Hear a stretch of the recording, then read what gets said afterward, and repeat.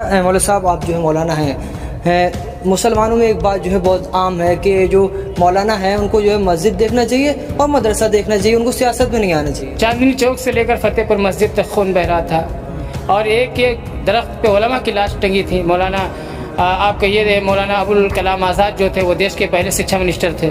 मौलाना महफूजुर रहमान नामी बहराइच के वो उत्तर प्रदेश के पहले शिक्षा मिनिस्टर थे। तो इन्होंने सियासत में जब कदम रखा ये लोग थे तो हम लोग बहुत अच्छी तादाद में उलमा थे सियासत की। कौम का रहबर और कौम का जो दर्द होता है वो सिर्फ आलिम के दिल में हो सकता है। हम रात को सोते नहीं क्योंकि हमारी कौम परेशान हो रही है, इसलिए हमें सियासत में आना पड़ा।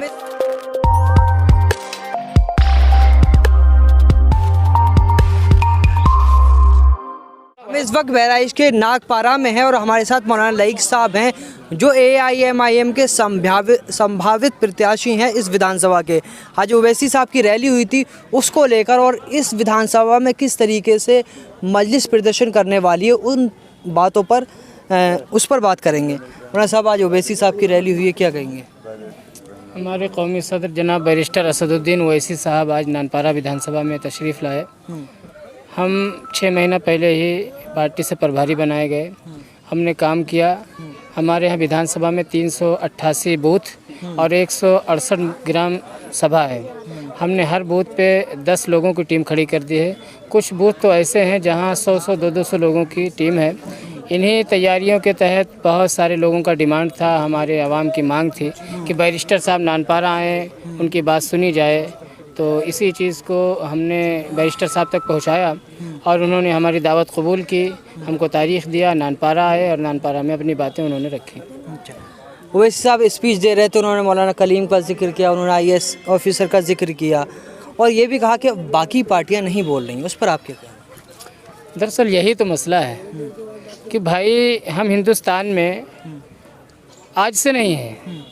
हमारे आबा अजदाद को यह ऑप्शन मिला था कि हम दूसरे मुल्क चले जाएं, लेकिन हमने अपने मुल्क को ही चुना और बखुशी यहीं रहना मुनासिब समझा। वो इसलिए कि यहाँ का ये मसला था कि हिंदू मुस्लिम सिख ईसाई आपस में सब भाई भाई। तो यहाँ एक सियासत को जो हुकूमत है वो एक मज़हब से जोड़ के दूसरे मज़हब के लोगों को परेशान करने की कोशिश कर रही है, ख़ास तौर से हमारे मुसलमान भाइयों को। तो अब जैसे हमारे राष्ट्रीय अध्यक्ष ने कहा कि संविधान हमको इसकी इजाज़त देता है कि कोई भी मज़हब अपने मज़हब का प्रचार कर सकता है, तो उसी के तहत अगर उन्होंने प्रचार किया तो बखुशी लोगों ने इस्लाम कबूल किया। अब इस निस्बत पर अगर जेल भेजते हैं तो जाहिर सी बात है हम जिनको 70 साल से वोट देते चले आए, चाहे वो कांग्रेस हो, सपा बसपा हो और दीगर सेकुलर नाम निहाद जो पार्टियां हैं, उनको बोलना चाहिए था। उनको वोट तो हमारा चाहिए लेकिन वो बोलने को तैयार नहीं है। बोलते गोरखपुर गए अखिलेश यादव, तो अखिलेश यादव गोरखपुर गए हैं ना, वो कहीं मौलाना कलीम साहब भी तो भाई मुसलमानों का जो तबका है 19% वो अभी तक सपा को वोट देता रहा। तो हमारे दुख और मुसीबत में कौन बोलेगा? वही तो बोलेंगे, लेकिन उन्होंने नहीं बोला। तो यही बात तो है भाई कि हमारे साथ आप इंसाफ करिए, हिस्सेदारी की बात करिए। हम अगर आप को वोट करते हैं तो हमारी बात करिए, हमारी खुशी हमारे दुख में शरीक रहिए। अब अगर आप इस तरह नहीं कर सकते तो हम अपनी तंजीम उठाएंगे। उनको भी तो दिख रहा है, क्योंकि आप कह रहे हैं मॉब लिंचिंग पे नहीं बोल रहे हैं या मौलाना कलीम जैसा मामला हो या और भी मामले हो, उस पर अखिलेश यादव खामोश है मुस्लिमों से जुड़े हुए मुद्दों पर। मगर उसके बावजूद जो यूपी का मुसलमान है खासकर, वो जो अखिलेश यादव को अपना नेता मान रहा है, कहीं नहीं मान रहा है। आप इंशाल्लाह सन 2022 में देखेंगे मुसलमानों ने अब आज़म कर लिया है, पुख्ता इरादा कर लिया है। मुसलमान जाग चुका है। मैं तो इलाकों में जाता हूँ, गाँव को जाता हूँ, हमारे नौजवान जो हैं जो जुड़े हुए हैं और हमारे नौजवान के अलावा जो हमारे बूढ़े हैं वो भी जुड़े हुए हैं और सब ने इस मरतबा पुख्ता इरादा कर लिया है कि अब किसी पार्टी को, चाहे सपा बसपा कांग्रेस कोई हो, हम उसको वोट नहीं करेंगे। हम सिर्फ और सिर्फ अपने कायद और मजलिस इत्तेहादुल मुस्लिमीन को वोट करेंगे और अपनी क़यादत मजबूत करेंगे। समाजवादी पार्टी कह रही है 100 सीटों पर लड़ रहे हैं, 100 सीटें जीतेंगे भी नहीं और वो जीते तो सरकार नहीं बनेगी और सरकार नहीं बनेगी तो बीजेपी को ये जितवा देंगे। ये सब गलत फहमियाँ हैं। और भी पार्टियाँ लड़ रही हैं। बस शिवपाल यादव उन्हीं के चचा हैं सगे, वो पूरे प्रदेश में चुनाव लड़ रहे हैं, तब भाजपा नहीं जीतेगी। भाई चंद्रशेखर रावण भीम आर्मी के राष्ट्रीय अध्यक्ष हैं, वो भी लड़ रहे हैं दलितों पे 403 सीटों पे, तब भाजपा नहीं जीतेगी। ये सब एक साजिश है, लोगों के मुसलमानों के दिमाग को बदलने का एक दलाली तरीक़ा है जिसको कह लीजिए। ऐसा कुछ नहीं है। हम 100 सीटों पे लड़ेंगे और हम जीतेंगे इंशाअल्लाह। और जीतने के बाद जो हमारे हिस्सेदारी की बात करेगा हम उसके साथ। आप चाचा शिवपाल पर डोरे डाल लें, कल मुलाकात हुई है।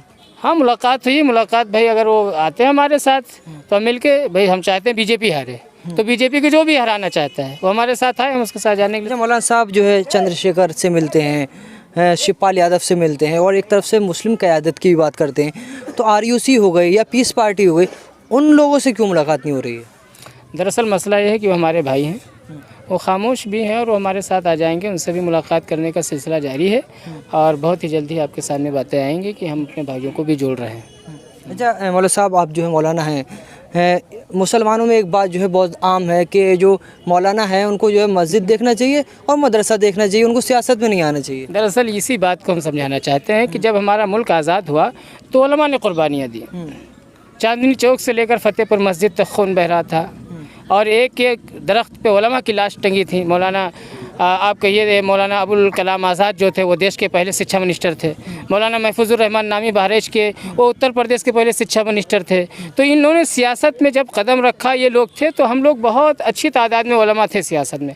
लेकिन अब चूँकि सब मस्जिद मदरसा चले गए थे कि भाई चलो ये लोग काम कर रहे हैं, ये मुल्ला मुलायम हैं और ये कांग्रेस वाले हैं, ये हमारी बात कर रहे हैं, तो चलो ठीक है इनको करने दो, हम अपनी इबादत अपने मस्जिद मदरसा जाते हैं। लेकिन अब हालात बदल गए, अब ये हमारा काम नहीं कर रहे हैं, ये काम उन्हीं का कर रहे हैं। इसलिए अब उलमा को मैदान में आना पड़ा, क्योंकि कौम का रहबर और कौम का जो दर्द होता है वो सिर्फ आलिम के दिल में हो सकता है। हम रात को सोते नहीं क्योंकि हमारी कौम परेशान हो रही है, इसलिए हमें सियासत में आना पड़ा। वजह उसकी ये है कि जो सियासत में है उसको तो वहाँ जगह मिल रही है, उसका फ़ोन उठाया जा रहा है, काम हो रहा है। जो सियासत में नहीं बड़ा सा बड़ा आलिम उसको कोई पूछ नहीं रहा, तो मजबूरी हमारी हुई। मौलाना साहब, फ्रीडम फाइटर की बात हो रही है, अभी एक जो है पोस्टर जारी हुआ था जहाँ नेहरू साहब का फ़ोटो नहीं था, कांग्रेस परेशान हो गई थी।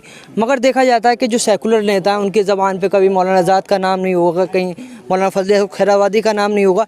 जो मुस्लिम फ्रीडम फाइटर थे उनका नाम जो है उनकी ज़बान पर क्यों नहीं चढ़ता है?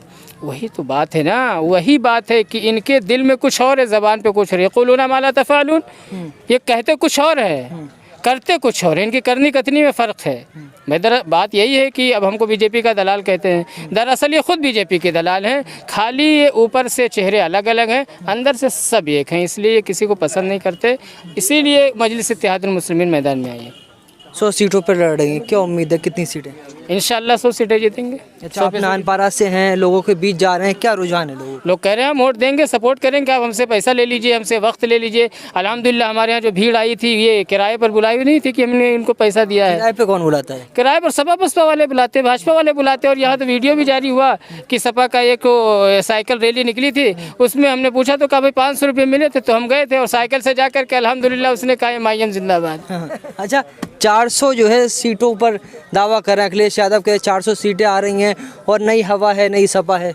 ये उनके ख्वाब हैं, उनको पता चल जाएगा। अगर वो गठबंधन आइए कर लेते हैं तो ठीक है, नहीं करेंगे उनको पता चलेगा इंशाअल्लाह उनकी 20 से 21 नहीं होने वाली है। हमारा जो गठबंधन है वो 403 पे लड़ेगा और इंशाअल्लाह हम जीतेंगे और हुकूमत भी बनाएंगे। अच्छा, आखिरी सवाल करूँगा, अभी अतीक साहब का परिवार जो है शामिल हुआ है, वो बाहुबली हैं, और उसके बाद अभी जो है एक ख़त जो उनकी पत्नी ने पढ़ के सुनाया, उसमें कहा कि समाजवादी पार्टी ने उनके साथ गलत किया, जबकि समाजवादी पार्टी का उन्होंने झंडा उठाया। उस पर आप क्या कहेंगे? भाई आज उन्होंने देखिए देर आए दुरुस्त आए, वो आज आए उनको पता चला, सुबह का भूला शाम को लौट आए तो भूला नहीं कहलाता है। उन्होंने सच्चाई बयान कर दी, अब उस पर यकीन करना हमारा काम है, क्योंकि अखिलेश की अंदर की बातें या बसपा के अंदर की बातें वो शायद दोनों पार्टियों में रह चुके हैं, तो उनसे ज़्यादा कोई नहीं जान सकता है। उनके अलावा नसीमुद्दीन सिद्दीकी तो मायावती जी के आप कह लीजिए राइट हैंड